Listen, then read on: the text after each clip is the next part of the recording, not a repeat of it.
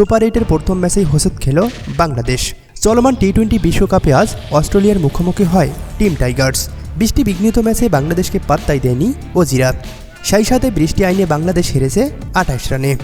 এদিন টসে হেরে আগে ব্যাট করতে নেমে অধিনায়ক নাজমুল হোসেন শান্ত এবং তাওহিদ হৃদয় ঝড়ো ইনিংসের উপর ভর করে 140 রানের সংগ্রহ পায় বাংলাদেশ। প্রতিপক্ষ যেহেতু অস্ট্রেলিয়া, তাই তাদের কাছে 140 রান যেন ডাল ভাত। সীমিত টার্গেটের জবাব দিতে নেমে রীতিমতো টাইগার বোলারদের উপর তাণ্ডব চালিয়েছেন অজি ব্যাটাররা। তবে শেষ পর্যন্ত 2 উইকেট হারিয়ে বৃষ্টি আইনে 28 রানের জয় পায় অস্ট্রেলিয়া। তবে এই ম্যাচেই ঘটে গেল অবাক একটি ঘটনা।